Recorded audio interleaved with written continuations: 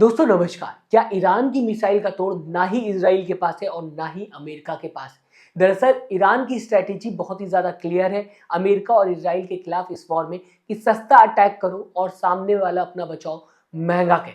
और यही ईरान की रणनीति दोस्तों दुनिया की बड़ी बड़ी ताकतों के पसीने छुटा रही है ईरान के सामने। कैसे, इस खबर में मैं आपको समझाने और बताने की कोशिश करूंगा। इस बीच ये भी कहूंगा लाइक और सब्सक्राइब के बटन को दोस्तों दबाना मत भूलिएगा, क्योंकि ये 5 मिनट की खबर बताने के लिए मेरा पूरा दिन लगता है। ऐसे में अगर लाइक और सब्सक्राइब का बटन आप दबाते हैं तो आपका कुछ नहीं जाएगा, हाँ इससे मेरा जरूर फायदा होगा। बढ़ते हैं खबर की तरफ। ईरान का शाहिद 136 ड्रोन।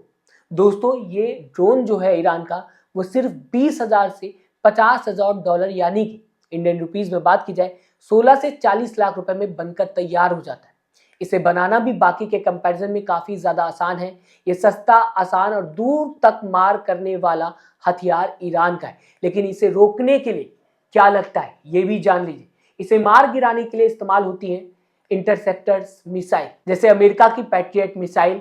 एक की कीमत करीब करीब 3 से 4 मिलियन डॉलर है, यानी कि इंडियन रुपीज में बात की जाए दोस्तों तो 25 से 30 करोड़ रुपए एक मिसाइल को बनाने में खर्च करता है अमेरिका। हालांकि इस बीच इजराइल के आयरन डोम की बात की जाए तो ये थोड़ा सा सस्ता है। 50,000 से $1.5 लाख में पर इंटरसेप्टर बनकर आयरन डोम का तैयार हो जाता है। लेकिन फिर भी ईरान के ड्रोन्स के सामने बहुत ही ज्यादा महंगा। मतलब एक सस्ते ड्रोन को मारने के लिए दुश्मन को 100 से 200 गुना ज्यादा पैसे खर्च करना पड़ रहा है। इसीलिए ईरान सस्ते ड्रोन का इस्तेमाल इस वॉर में कर रहा है और दुश्मन महंगी मिसाइल से अपने आप को बचा रहा है। नतीजा दोस्तों आपको बताना चाहूंगा, ईरान मैच की जंग में जीत रहा है। ड्रोन अगर टारगेट तक पहुंच गया तो भी ईरान की जीत, और अगर ड्रोन ईरान का इंटरसेप्ट हो गया तब भी ईरान जीत गया, क्योंकि सामने वाले का ज्यादा पैसा खर्च हो गया। तो दोनों तरफ ही ईरान का फायदा है और लगातार आखिरी तक ऐसे ईरान इस वॉर में बना भी रह सकता है। साफ है कि ईरान एक तरफ अकेला है, लेकिन इस स्ट्रेटेजी के साथ अमेरिका और इजराइल के सामने जंग में आखिरी तक खड़ा रह सकता है, टिक सकता है। और ऐसे नहीं कि ईरान के पास सिर्फ ये ड्रोन हो और इसी के बल पर ईरान ये जंग लड़ रहा हो। इसी के साथ या इसके अलावा कई और एडवांस मिसाइल्स ईरान के पास है। बैलिस्टिक मिसाइल ईरान के पास है। लॉन्ग रेंज और शॉर्ट रेंज की बात की जाए दोनों ईरान के इस समय पास है। और साथ ही साथ इस वॉर में वो ये भी इस्तेमाल करता हुआ दिखाई दे रहा है, जिसकी तस्वीरें पूरी दुनिया को हैरान करते हुए दिखाई दी थी जब लास्ट टाइम ईरान ने इसे इस्तेमाल किया था।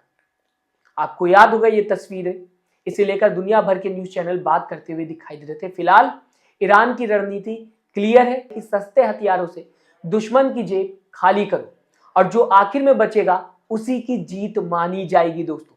क्योंकि वॉर के आखिर तक रुकना ही वॉर की जीत कहलाता है या वॉर में जीत कहलाता है। आपको क्या लगता है, ईरान सही रास्ते पर चल रहा है कि नहीं?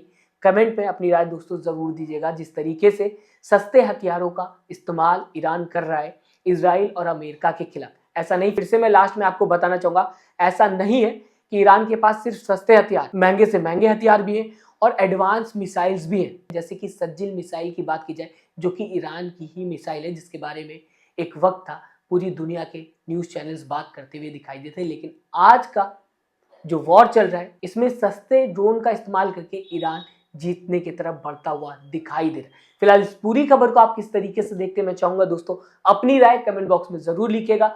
साथ ही साथ चैनल को सब्सक्राइब फिर से मैं कहना चाहूंगा लास्ट में, और वीडियो को लाइक करना मत भूलिएगा। अपना ख्याल रखिएगा दोस्तों। नमस्कार।